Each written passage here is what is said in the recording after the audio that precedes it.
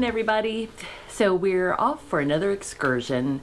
We had the sense that cold weather will be setting in soon. We needed one more outing, at least one more outing before that happens. So we're heading up past the Richmond area, about a 2-hour drive, to take a look at some Airstreams. You know, we have this dream of living, or not, maybe not living, but at least traveling in an RV. And I have kind of my heart set on an Airstream. John, not so much, but we're gonna have this excursion and meet up with my daughter Katie briefly and have dinner with some friends from my college days. So it should be a really nice weekend. So the only problem is the weather looks a little iffy for Sunday. Some heavy rain coming in and cooler temps. So we're going to have to be kind of flexible in that regard.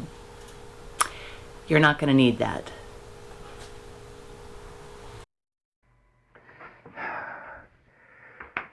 So why are we going to Ashland, Virginia to look at Airstream travel trailers? Well, for the past probably 10, 11 years, we've been consistently going to the RV show every January in Virginia Beach, but they have yet to bring any Airstream trailers. They sell so well that they don't need to bring them to the show to sell them. The nearest dealership is in Ashland, Virginia, so we're going to need to take a field trip to see them. So why are we even considering an Airstream? Well, it's pretty simple. The Airstream is a unique travel trailer. It tends to hold its value much longer than many other RVs. My research indicates that 75% of all the Airstreams ever built are still on the road, and they've been making them literally for 100 years. The first ones were developed in the early 1920s. In addition, the Airstream has a better overall build quality. For example, in many RVs, they use particle board. And if you use particle board in anything and it gets wet, well, it eventually will turn to sawdust. They use plywood, a high-grade plywood, and it gives it a much better overall build.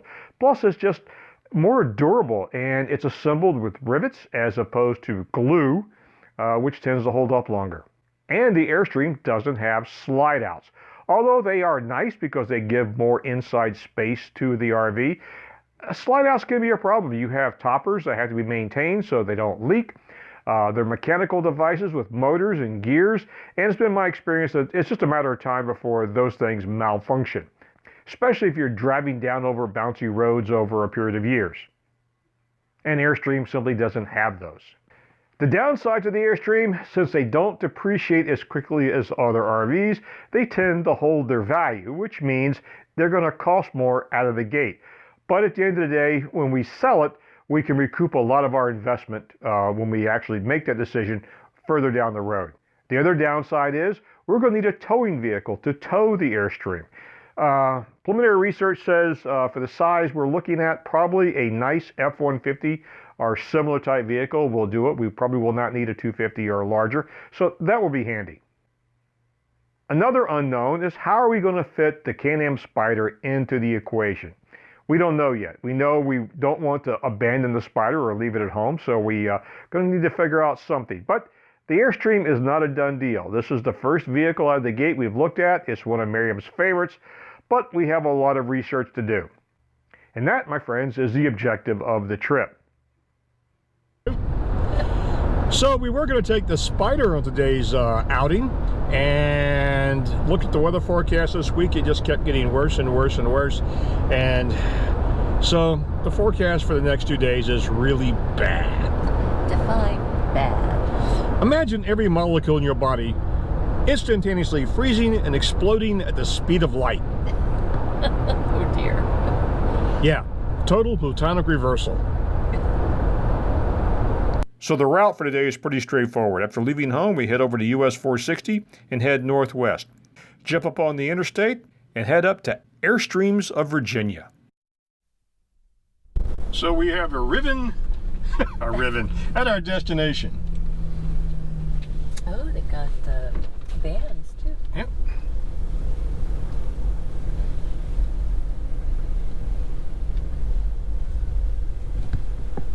I wonder if this is kind of you, if they're open that you can wander, or do you need a salesperson? I called to ask, called to ask last week if we can just kind of tour the lot, and they said, yeah, come on down. So we're going to check in first to see if we need any special protocols. So here we go.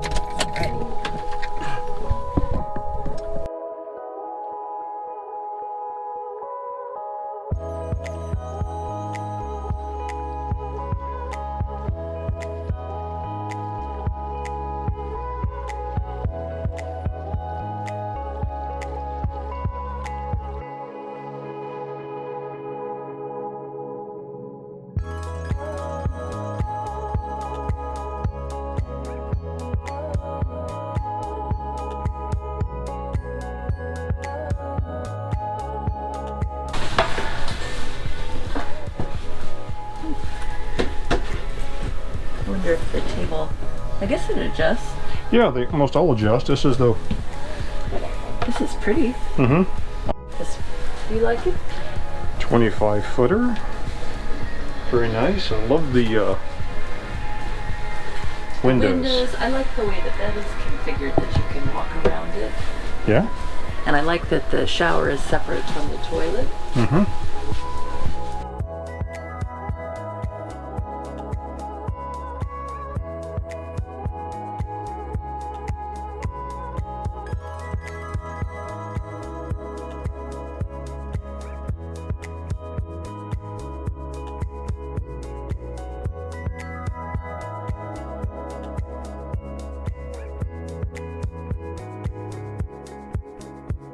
But it's a nice layout for a family, but Yeah, we don't need this much version space. is really for a family because it's got the bunkhouse in the back Yeah, and a lot of room. a lot of room here, almost too much room for the dinette area, and then you get a couch.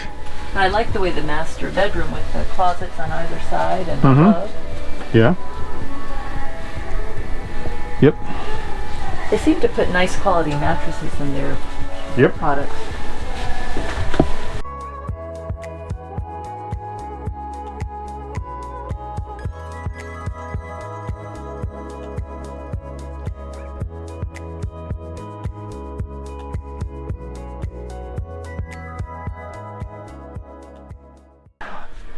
And of course, the floor plans for each model is different. You have different versions of floor plans. Typically, it's the bed configuration, twin bed, queen bed. I think we like the twin bed. It's not as romantic, but it's practical. As you get a certain age, just like practicality. It's like a comedian we saw that said, when you get older, you want to pick a mate that knows the signs of a stroke.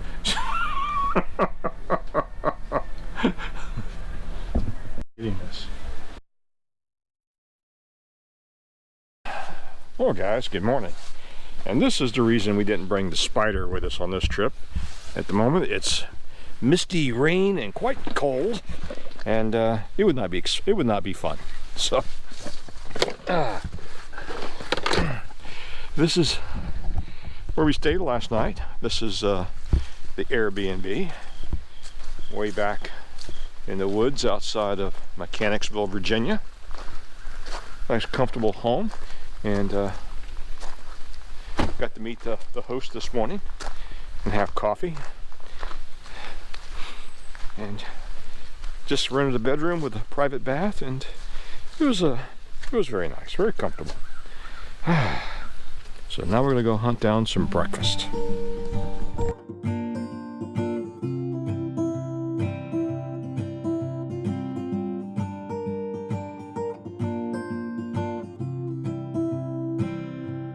When I fall down, It's breakfast time.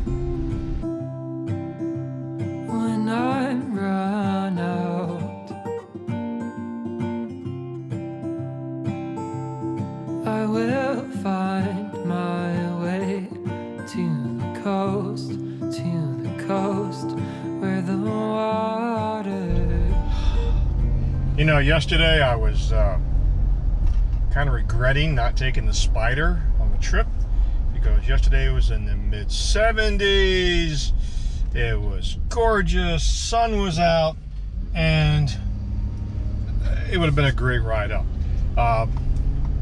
This morning we got outside, got to the car, What I thought was in the low 60s was actually in the low 50s, and it rained pretty much all the way back. Got a little warmer as we got near the coastline, getting back home, but it was a good call. I'm glad we pulled the plug on. I'm glad we went on the trip, get out of town a little bit, get out of the house. I wish we could take in the Spyder, but riding home from the Richmond area in a cold rain, well, it's kind of like riding the Spyder in a cold rain. Not up for it. So, well, not the most exciting trip in the world, but we're looking forward to heading up to the Blue Ridge Mountains in a couple more weeks for a 3-day run. Spyder or no Spyder? Remains to be seen, depends on the weather forecast. But the trip is already paid for, so we're gonna go. So until next time, we'll see you guys later. Thanks for watching. Bye-bye. If you like this video, give it a thumbs up. If you don't like it, give it a thumbs down. And don't forget to subscribe. Feel free to leave a comment below. When I fall down